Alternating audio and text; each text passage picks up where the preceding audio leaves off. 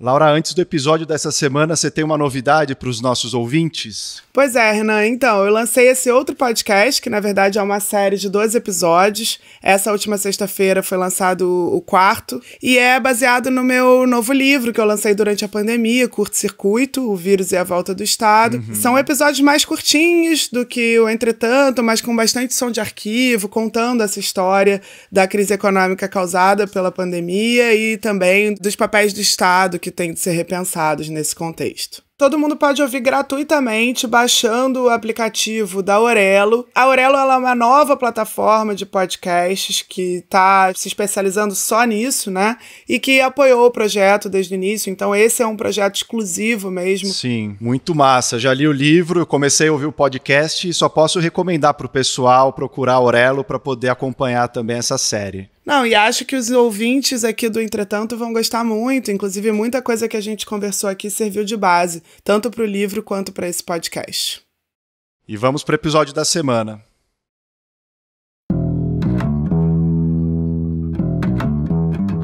Eu diria para uma pessoa que queira substituir o Celso, cresça muito. É mais do que um grande ministro, mais do que um grande professor, um grande estudioso que nos orgulha por ser o decano do nosso tribunal. Queremos desonerar, queremos ajudar a criar emprego, então vamos fazer um programa de substituição tributária. Esse é o Entretanto, o podcast que vai te ajudar a navegar entre o economês e o juridiquês. Eu sou a Laura Carvalho, professora de Economia da USP. E eu sou Renan Quinalha, professor de Direito da Unifesp. Neste episódio, vamos falar sobre a aposentadoria do ministro Celso de Mello e sobre a nova CPMF proposta pelo governo.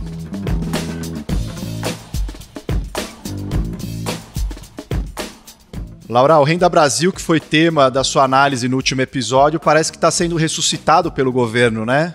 Então, Renan, o Bolsonaro foi muito claro, dizendo que não queria mais ouvir falar no Renda Brasil. A gente discutiu isso da última vez, mas a equipe econômica ainda tem esperança de conseguir alguma forma de incluir esse programa, né, no orçamento. Então, como a gente viu, o teto de gastos não permite isso hoje, né? Mas aí tem algumas propostas que estão em discussão, inclusive a PEC do Pacto Federativo, que é uma PEC que tentaria retirar o piso da saúde e educação, né? Aquele mínimo exigido de recursos nessas áreas, e mudar algumas outras questões ligadas à indexação de despesas obrigatórias. Seria uma das formas de voltar com o Renda Brasil. Vamos ver, né? Com esse governo a gente nunca sabe o que vem, né? As coisas vão surgindo e morrendo, inclusive o tema que a gente vai falar hoje, que é do CPMF, tem muito a ver com isso, né? Essas propostas que vêm e vão e ao mesmo tempo não vão para frente.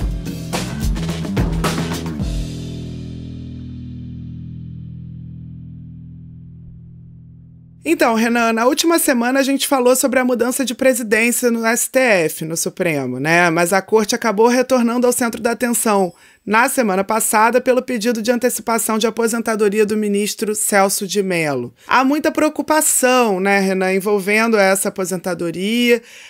Por que esse anúncio chamou tanta atenção nesse momento, nesse contexto político do país? Sim, o que seria uma aposentadoria que já era prevista, né? O Celso de Mello já está completando 75 anos, mas ele antecipou, ele sairia em 1º de novembro, mas anunciou a saída para 13 de outubro, acabou assumindo aí uma repercussão bastante grande. Por várias razões, a gente viu no outro episódio como que o STF ele tem se tornado cada vez mais um protagonista no sistema político. Várias das questões que a gente discute na democracia, no fundo, a última palavra vem do próprio STF. Então, a população brasileira, a sociedade civil em geral, a mídia, começam a dar uma repercussão muito grande para a presença de cada um, de cada ministro, de cada ministra do STF, as posturas, as posições, as falas públicas, enfim. Então, é natural que agora também numa aposentadoria nessas condições haja uma repercussão grande. Mas, em relação ao Celso de Mello, tem uma particularidade, porque ele é o que se chama de o decano da corte, ou seja, aquele juiz, aquele magistrado mais antigo. Celso de Mello foi nomeado pelo presidente Sarney. A escolha do ministro Celso de Mello foi uma escolha acertada. no fim da década de 80 ainda, e ele, por ser o mais antigo, há uma certa aura de maior legitimidade, enfim, a opinião dele muitas vezes importa de maneira mais significativa, e ele tem cumprido esse papel de uma maneira bastante importante. Alguns analistas do Supremo até dizem que o Celso de Mello ele é o primeiro e único decano, e talvez seja até o último, porque, de fato, ele acabou assumindo esse papel de relevo num momento em que o Supremo estava cada vez mais se tornando importante também para a sociedade brasileira, para as questões políticas. O Celso de Mello virou decano em 2007, quando o STF começou a receber o processo do Mensalão, que vai julgar anos depois, enfim, vai se arrastar muito tempo, mas fato é que era um momento de maior importância do Supremo, de visibilidade maior. E o Celso de Mello, ele tem uma fama, né? Ele é bastante conhecido por ter votos de alta qualidade técnica, ou seja, de muito preparo dos votos. Os votos dele são muito longos. Ele tem um esquema até de destacar trechos, então ele usa muito negrito, itálico. Para quem não está acostumado, é até estranho, né, ler os votos do Celso de Mello, mas fato é que ele sempre se dedicou muito a, de alguma maneira, construir uma racionalidade de decisão com argumentações técnicas bastante consistentes, mesmo para quem discorda, sempre se reconheceu no Celso de Mello um ministro exemplar, enfim. Então, o fato dele estar saindo agora, de alguma maneira, talvez seja também uma mudança do próprio Supremo, porque ele era uma pessoa que cumpria um papel para fora de fazer falas contundentes. A gente falou como o Toffoli foi marcado por uma certa timidez e uma lógica de concertação. O Celso de Mello era o cara que ia para a briga, que falava contra o governo Bolsonaro, e quando isso precisava, quando tinham ataques contra o Supremo, ele reagia à altura.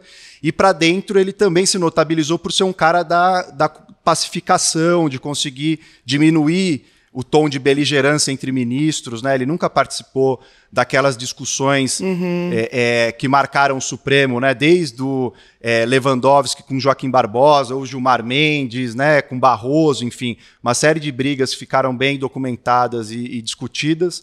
Então ele era esse cara que conseguia também lá dentro acalmar um pouco os ânimos, por isso que essa aposentadoria dele chamou tanta atenção e que talvez signifique mudanças importantes na lógica de funcionamento do Supremo daqui em diante. Não, até porque há uma preocupação com quem vai substituí-lo, né, Renan? E aí acho que é importante a gente retomar uma questão aqui.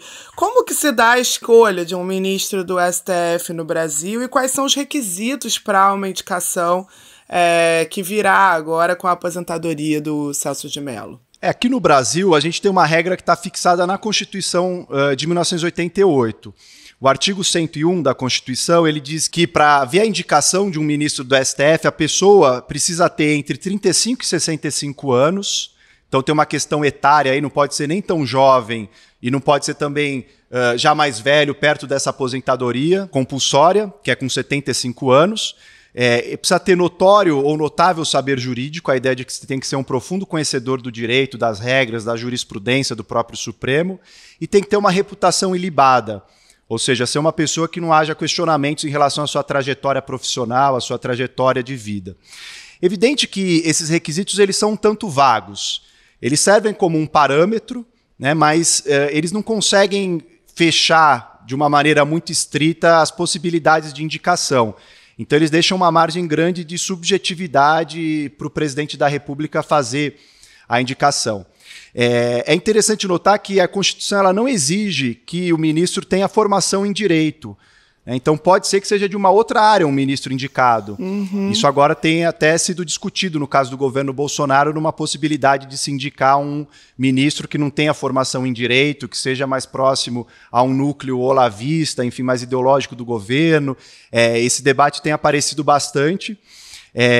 E aí, quando o presidente faz essa indicação, e ele tem total autonomia, obviamente, observando esses critérios da Constituição para fazer a indicação, o ministro ou indicado ele vai para o Senado ser sabatinado, primeiro na Comissão de Constituição e Justiça, vai ver se tem mesmo reputação ilibada, se tem mesmo conhecimento jurídico. Depois da sabatina na CCJ, se aprovado, vai para o plenário do Senado Federal. E aí é preciso uma maioria absoluta de 2/3 dos senadores para aprovar essa indicação do presidente e depois vem um ato formal só de nomeação. É um processo que se assemelha muito ao dos Estados Unidos, do ponto de vista da forma, porque se a gente olha para outras experiências de outros países, no geral se tenta sempre equilibrar algumas dimensões nessas indicações para as cortes supremas, que são as cortes que fazem análise da constitucionalidade, inclusive do controle dos outros poderes. Então se tenta equilibrar um pouco, primeiro, uma relação entre poderes, né? Então os outros poderes precisam participar do processo, no caso brasileiro, o executivo indica e o legislativo sabatina e aprova, e precisa ter um certo amparo político. E essa passagem pelo Senado confere, né, essa legitimidade também política para o indicado. Só que no Brasil a gente nota que é muito pro forma a sabatina no Senado, ou seja, diferentemente dos Estados Unidos, que a sabatina dura vários dias, que às vezes se fazem entrevistas individuais dos senadores com um indicado, tem toda uma discussão, aquilo é televisionado o tempo todo, há um debate na sociedade. No Brasil a gente não tem essa tradição, né? Nos Estados Unidos agora também está um processo de indicação, o Trump acabou indicando já uma juíza ultraconservadora para a vaga da Ruth Ginsburg, que a gente mencionou no último episódio, e ali já está começando esse debate de uma maneira muito intensa, né, sobre as condições que ela tem. Lá tem uma tradição maior de rejeitar as indicações, ou mesmo o presidente retira a indicação, vendo que não vai ter condição política de aprovar aquele nome. Então, no Brasil é muito recente. O caso do Fachin, que foi indicado em 2015 pela presidenta Dilma, houve uma maior sabatina, durou 12 horas a sabatina no Senado, né, mas ainda é a exceção. Então, no fundo, no Brasil a gente ainda tem que engatinhar, tem que evoluir muito nesse sentido de garantir um maior controle sobre essas indicações para conseguir ter uma Suprema Corte com um nível de qualidade de intervenção no debate público e de jurisprudência mesmo do direito maiores. Ou seja, o que eu estou entendendo, Renan, é que a gente está diante de um risco de influência política, né, por ser uma indicação presidencial, e, em tese, qualquer pessoa poderia ser indicada, né? Então, você vê esse risco, como que funciona em outros países. Você comentou do caso dos Estados Unidos, né? Mas como que esse processo funciona em outros países? E será que a gente teria algum mecanismo aqui de evitar, né, que uma indicação, que essa pessoa seja, por exemplo, alguém de uma ala olavista ideológica do governo com nenhum notório saber jurídico e que poderia prejudicar de maneira mais permanente ainda as nossas instituições, né? Sim, esse risco político ele sempre existe, porque, em geral, aqui no Brasil, como o legislativo controla pouco, acaba ficando muito, sobressaindo muito essa força do próprio executivo, quase que unilateralmente, indicando uma pessoa que só de maneira um tanto protocolar, por conta do presidencialismo de coalizão, vai passar por uma sabatina ali, mas como o governo em geral constrói uma maioria, consegue aprovar o nome e não tem mais problemas com isso, independentemente da qualidade, né, da indicação, enfim, do nível de conhecimento que a pessoa apresenta, de trajetória profissional e etc.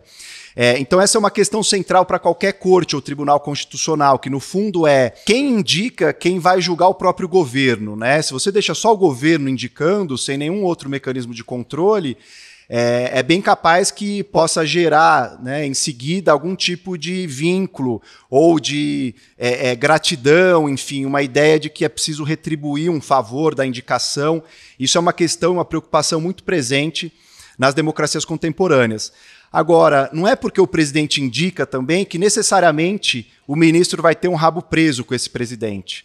A gente viu no caso brasileiro, o Lula, por exemplo, indicou 8 ministros no STF. E o Lula sofreu derrotas importantes no STF. Né? Então se dizia muito, porque os governos do PT, se considerar Lula, Dilma, indicaram um número enorme de ministros, conseguem controlar a corte. E a verdade é que não foi isso que aconteceu. Um julgamento histórico que negou o habeas corpus ao ex-presidente Lula. O resultado, que saiu na madrugada desta quarta-feira, acabou tornando possível que o juiz Sérgio Moro decretasse a prisão de Lula hoje. Continua sem ter nenhum cumprimento de pena, em nome exatamente de um princípio que não torna impune aquele que cometeu e que tem que pagar pelo seu erro devidamente reconhecido, já em 2 instâncias, naquelas que se referem exatamente à prova. Até mesmo um advogado do PT, que era o Toffoli, indicado pelo Lula, no fundo ele deu decisões desfavoráveis ao governo e contra o próprio Lula. Então, a verdade é que depois que o ministro toma posse, ele tem uma autonomização também. Ele está protegido pela vitaliciedade, ou seja, ele só sai dali quando ele morrer, se ele renunciar, se ele chegar à idade da aposentadoria compulsória ou se ele sofrer um processo de impeachment, que é uma coisa super rara, né? Mas até por isso, Renan, talvez o incentivo, então, seja colocar alguém de fato ideológico, né? Porque aí você garantiria, não pelo rabo preso, mas de alguma maneira você teria um ministro que já teria um objetivo muito claro na sua atuação no STF, que seria alinhado com o do governo, ou não? Sim, nos Estados Unidos já é mais nesse sentido. O debate agora lá é um tanto esse, que você tem um equilíbrio bastante precário, ali, apertado entre conservadores e progressistas na Corte Suprema. Os conservadores indicados por governos republicanos e os progressistas indicados por governos democratas. E agora tem essa discussão porque o Trump está terminando o seu mandato e vai querer indicar uma juíza de perfil conservador e vai mexer muito nessa balança. Vai ficar 6-3 e não mais 5-4, como tradicionalmente é o equilíbrio da Suprema Corte norte-americana. Então aqui no Brasil, a verdade é que a gente não conseguiu formatar um debate público, organizado das entidades da sociedade civil, ONGs, sindicatos, movimentos sociais, partidos mesmo, de questionarem mais, entenderem mais os perfis desses indicados por STF. Não porque tenha que ser uma pessoa que tem uma vinculação partidária, mas é evidente que a atuação de uma Corte Suprema ela é profundamente política, e inevitavelmente política. Não tem como separar essa atuação judicial de uma atuação política, porque se decidem ali as principais questões da democracia brasileira. Então é importante saber se um ministro, em uma questão tributária, ele tem uma posição mais pró-fisco, mais pró-sociedade, mais pró-mercado. Se um ministro na área trabalhista ele tem uma posição mais pró-empregador ou mais pró-trabalhador. Ou seja, no meio ambiente, se ele tem uma posição mais de defesa do meio ambiente, ou mais de defesa do agronegócio. Porque são clivagens que atravessam a sociedade brasileira e que atravessam também a interpretação que se faz do direito. O direito não é uma ciência exata e objetiva a ponto de se ter uma uniformidade. Se fosse assim, você não precisaria ter 11 ministros no STF, bastaria ter um só que ia dizer o que a Constituição está ali estabelecendo. E é importante para a democracia você ter juízes de perspectivas distintas. Justamente para, numa lógica colegiada, debater entre si e uniformizar a jurisprudência para os outros juízes de primeiro grau e de segundo grau. Agora também não pode se chegar num extremo, que é o que a gente está assistindo agora no Brasil, de o presidente da República anunciar que vai indicar um ministro terrivelmente evangélico. Poderei indicar 2 ministros para o Supremo Tribunal Federal. Um deles será terrivelmente evangélico. Por quê? Porque isso não é um atributo, um requisito que está na Constituição. A questão religiosa não faz parte desse combo. E você usar isso como critério é muito complicado. É evidente que você pode usar como um dos critérios utilizados. E o Lula indicou o Menezes Direito, que foi um ministro que tinha uma vinculação muito clara com a Igreja Católica. E o Lula utilizou essa indicação para atrair para a sua base, sinalizar para uma base católica, cristã também, algum tipo de apoio e etc. Então, os presidentes também utilizam essas indicações para, de alguma maneira, se relacionar com o jogo da política, sinalizando para o seu eleitorado.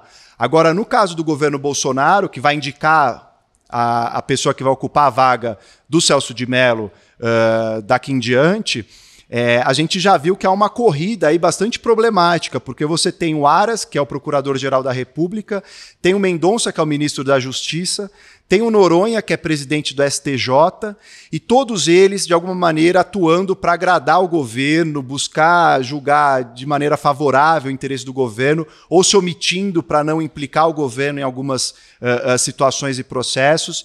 Então isso cria uma situação bastante difícil porque você acaba minando, né, o papel das instituições. A PGR fica cooptada por um interesse particular, né? O ministro da Justiça também, o STJ na sua presidência. Então é preciso pensar também uma maneira de aperfeiçoar essas regras. E de um modo muito simples daria para fazer como outros países fazem, que é você estabelecer primeiro um mandato para ministros. Então não precisa ficar a vida toda, né? Você coloca por períodos de 10 anos ou de 12 anos, como é o caso da Alemanha, que aí você garante que haja uma rotatividade maior, você consegue renovar mais a jurisprudência e você pode também criar um período de quarentena para que pessoas que estão ocupando cargos de governo, como um ministro da Justiça, como o Procurador-Geral da República, no caso de um posto à frente do Ministério Público como esse, você faz um período em que ele não pode assumir o STF. Então tem que ficar 3 ou 5 anos proibido de assumir uma vaga no STF. Então você consegue daí tirar um pouco desses interesses. Não resolve todos os problemas, mas são algumas medidas pontuais que você consegue reduzir a possibilidade de interferências, ingerências políticas mais estritas e indevidas na Corte Suprema. No próximo bloco, vamos falar sobre a nova proposta de imposto digital do governo Bolsonaro.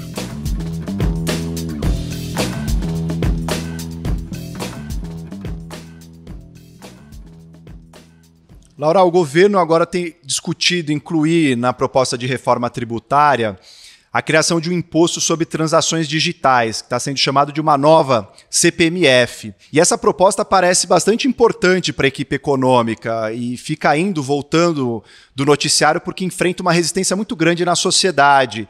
Em 2019, o próprio Bolsonaro disse que a CPMF não voltaria. Antes de entrar em detalhes sobre essa proposta do governo e como vai funcionar, como que é essa história da CPMF, né, que já foi discutida em vários governos, foi embora, como que funciona esse tributo ao CPMF? De fato, a CPMF ela tem um histórico que gera uma antipatia muito grande na sociedade em geral, né, em que inclusive não só entre os mais pobres, mas também entre, por exemplo, pessoas que trabalham no setor financeiro. O próprio setor financeiro também detesta o imposto. É uma contribuição parecida com o efeito da nicotina no corpo humano. Causa um conforto até meio nervoso, mas na realidade abrevia a vida da pessoa.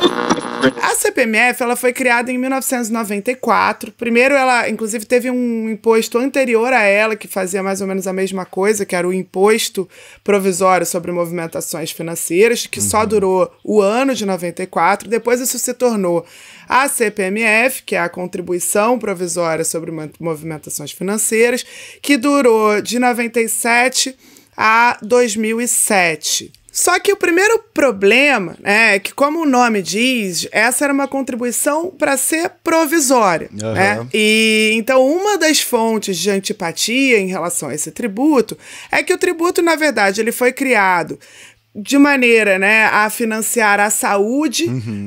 Tinha uma destinação muito específica, que era para financiar a saúde, era para ser uma cobrança pontual, e ela acabou sendo prorrogada muitas vezes. Em outubro de 2007, a Câmara até chegou a aprovar uma proposta que estendia a cobrança da CPMF até 2011, mas essa iniciativa foi derrotada, e aí ela acabou sendo encerrada, de fato, em 2007.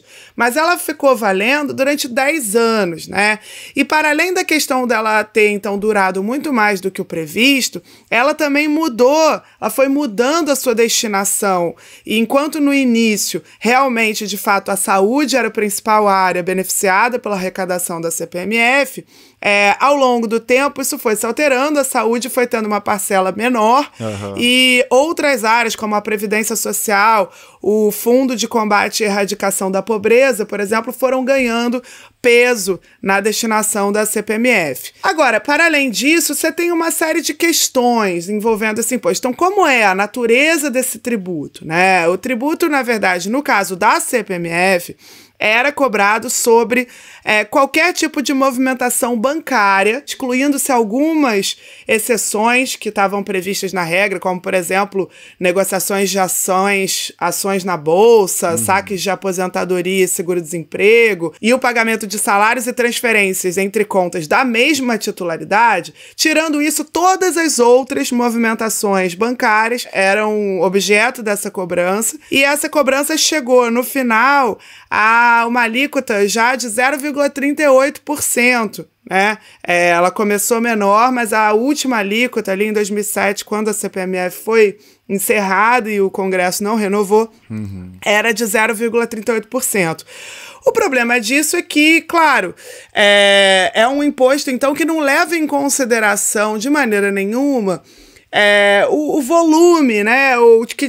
Quem tem mais renda, quem de fato está fazendo transações maiores, menores, não é a mesma alíquota, vale para qualquer movimentação, seja ela o pagamento, né, para um trabalhador informal que tenha lá aquela sua maquininha, né, seja uma transferência de altos valores para a compra do imóvel, exatamente a mesma alíquota, né? Então, claro que, além de tudo, é um imposto que não é caracterizado por uma progressividade, ou seja, que leve em consideração, na maneira da cobrança, diferenças entre as pessoas, entre as operações, entre os volumes, entre a renda das pessoas envolvidas nessas operações, né? Sim, mas e por que, então, apesar dessa distorção da CPMF, enfim, dessa oposição da sociedade, o governo quer tanto criar uma nova CPMF? Qual que é a proposta que o governo apresentou?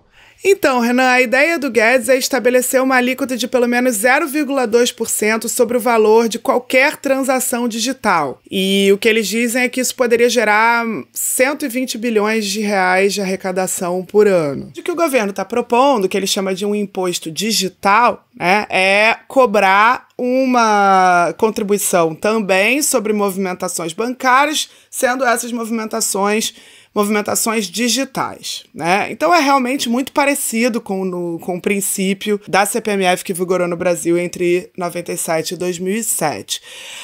O que o governo está fazendo é uma venda casada, vamos dizer assim, né? É um combo. A CPMF ela viria num combo em que, de um lado, o governo desoneraria a folha de pagamentos, ou seja, reduziria a contribuição que as empresas, os empregadores pagam sobre a folha de salários para o INSS, para financiar a aposentadoria dos trabalhadores, reduziria então essa cobrança e, do outro lado, né, dado que isso acarretaria uma perda de arrecadação, do outro lado faria a cobrança desse imposto digital que está sendo chamado de uma nova CPMF. O problema é que, como vários analistas, né, de tributação colocam, para além da falta de progressividade da CPMF, a gente tem uma questão também dos setores envolvidos que são prejudicados por esse tipo de imposto.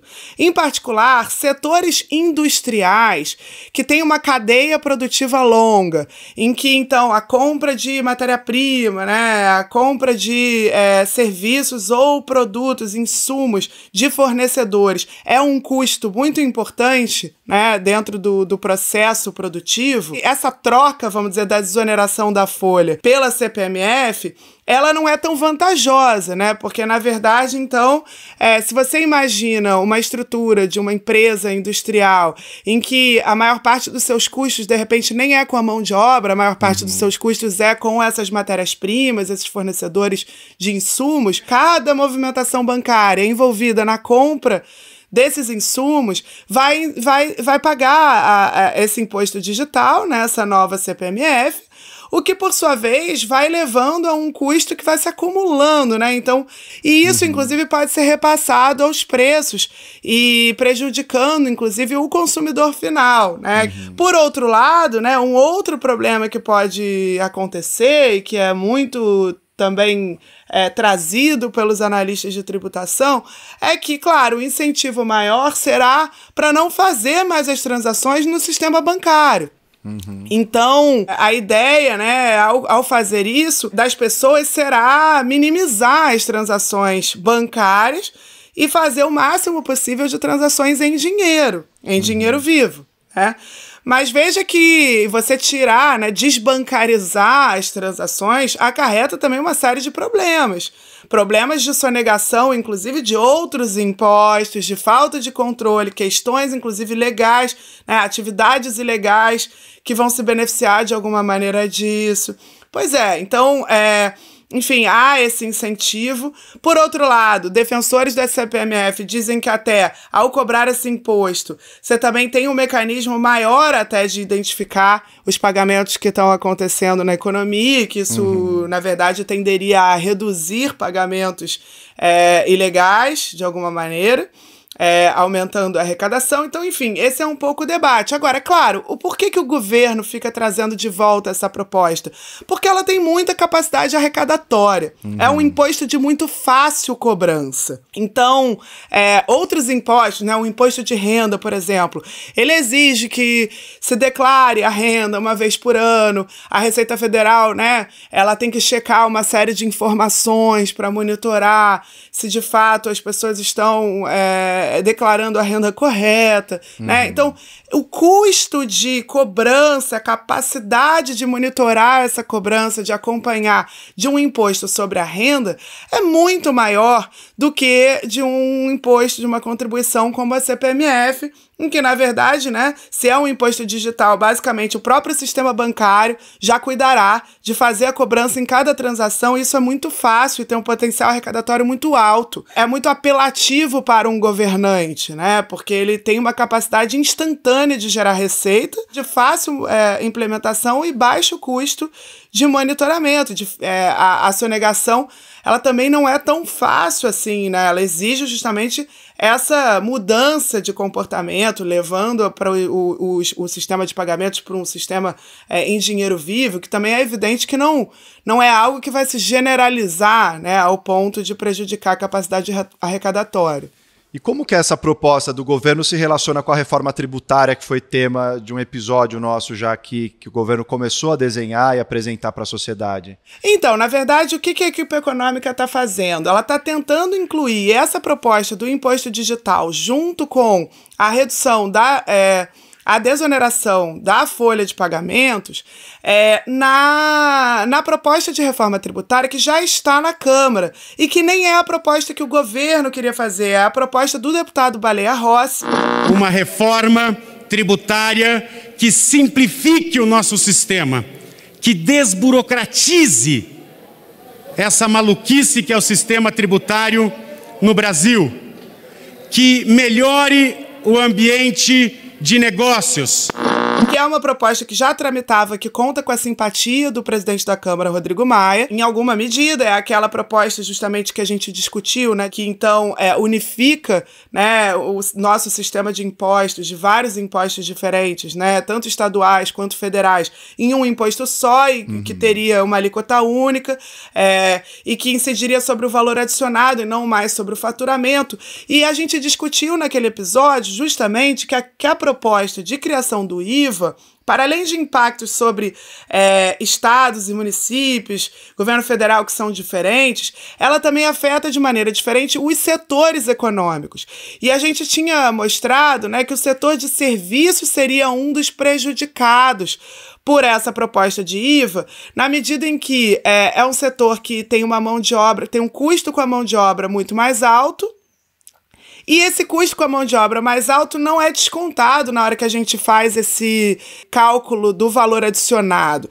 O que é descontado para esse cálculo, na verdade, são as despesas com matéria-prima, com insumos.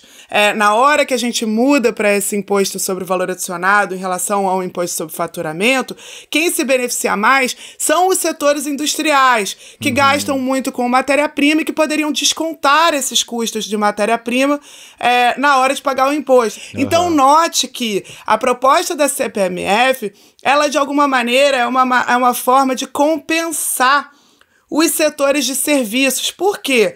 Porque, na verdade, então, o Guedes propõe essa desoneração da folha de pagamentos, que aí sim é algo que beneficia os serviços, porque são os setores mais intensivos em trabalho, em mão de obra, que então reduziriam as suas contribuições previdenciárias, mas, claro, isso levaria a um desfinanciamento da Previdência Social, um subfinanciamento da Previdência Social, e aí, do outro lado, o Guedes faz o quê? Propõe um imposto, que seria essa nova CPMF, que prejudica mais a indústria, que não prejudica tanto os serviços. Então, de alguma maneira, a gente consegue ler essas propostas como uma série de toma lá da cá, né, em que, os setores de serviços estão reclamando muito da reforma tributária, que, claro, onera mais esses setores, que têm menor capacidade de descontar do pagamento de impostos essa compra de matérias-primas, de um lado, mas aí o Guedes, do outro lado, fala, bom, tudo bem, mas eu dou para vocês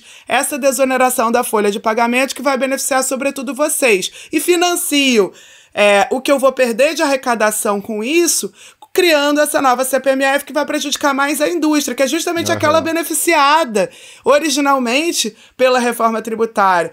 Mas, enfim, dentro disso tudo também não fica mais tão claro, né? Porque há um certo consenso de que a CPMF ela não é um imposto que traz maior eficiência, tampouco é um imposto que traz maior equidade, né? É um imposto que prejudica, inclusive, a indústria, que prejudica os consumidores dos produtos no final. Então é um imposto ruim, quase que consensualmente considerado ruim. E aí você está, claro, fazendo uma reforma tributária que na origem corrigiria distorções, simplificaria uma série de impostos, traria benefícios, mas aí você está prejudicando essa proposta, trazendo esses outros elementos em troca, né, do apoio dos setores de serviços que não veem com bons olhos a proposta. E aí, no final, não fica claro se a reforma, ela, de fato, estaria melhorando o sistema tributário brasileiro no geral, fora que nessa discussão toda nem apareceu a questão da progressividade, né, da criação de impostos sobre altas rendas, patrimônios. Isso nem está no debate, nem na Câmara, nem no Senado, e muito menos no governo, na equipe econômica, que está muito mais preocupada com esse tipo de complementação, né, na arrecadação, para, ao mesmo tempo, dar algo em troco aí, do apoio a uma reforma que é a reforma da Câmara, que cria uma série de resistências nesses setores, sobretudo de serviços.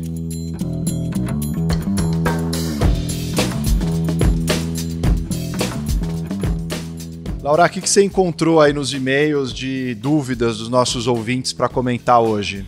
Pois é, então, Renan, hoje eu escolhi aqui um e-mail da Karen, aproveitando também para falar para os nossos ouvintes enviarem e-mail para o entretantopodcast@gmail.com com dúvidas e questões que ficarem sobre os episódios ou sobre outros temas do direito da economia.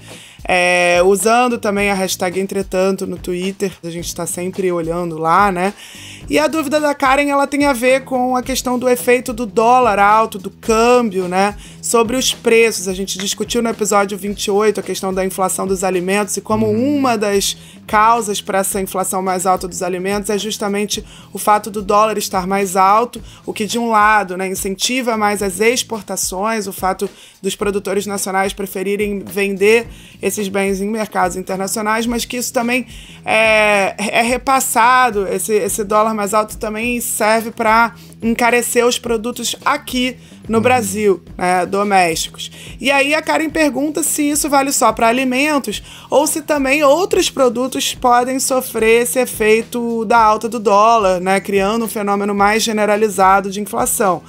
Karen, não é só os alimentos. De fato, as altas do dólar, elas têm efeitos de serem repassados para uma série de produtos. Então, produtos, por exemplo, que utilizam no seu processo de produção insumos importados, que vêm de fora e que, portanto, vão levar, né, em momentos de alta do dólar a um custo mais alto de produção, tendem a sofrer esse impacto.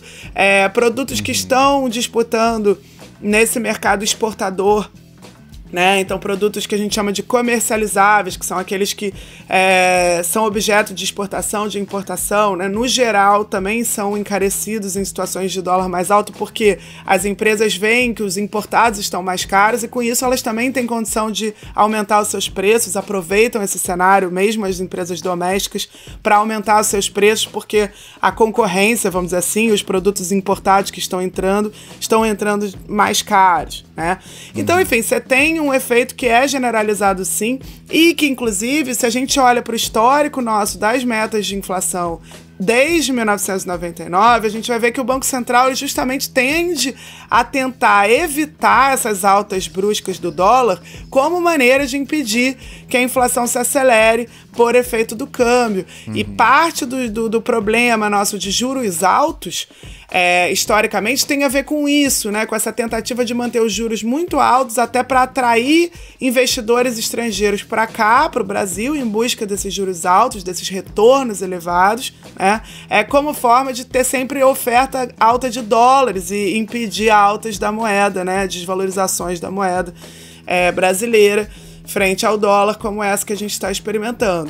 A diferença no caso atual é que, claro, com uma crise econômica tão profunda, esse dólar alto, ele até se contamina outros preços, mas isso não leva a inflação a ficar descontrolada, porque a gente tem do outro lado, né, um problema sério de crise econômica, de alto desemprego, de falta de demanda, o mercado não está muito aquecido, né, que é o que precisaria para essa inflação de fato sair de controle. E você, Renan, o que você separou então de dica para os nossos ouvintes? Eu separei uma dica de um livro muito bom, foi escrito pelo Felipe Recondo e pelo Luiz Weber. Para quem se interessa sobre essa história do Supremo Tribunal Federal, as questões internas, enfim, os 2 últimos episódios, né, eu toquei nesse tema do STF.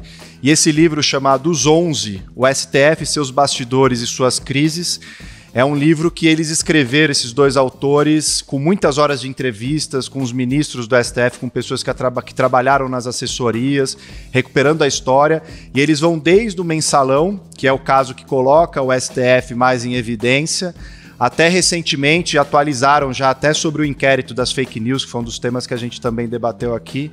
Então, para quem se interessa pela atuação do STF, quer compreender mais o papel do STF na democracia brasileira, vale muito a pena ler esse livro. Bom, gente, até semana que vem. Até a próxima semana.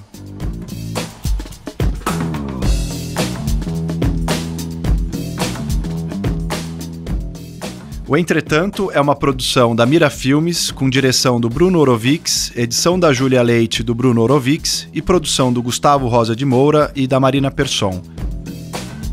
Para falar com a gente, mande um e-mail para entretantopodcast@gmail.com ou use a hashtag Entretanto nas redes sociais.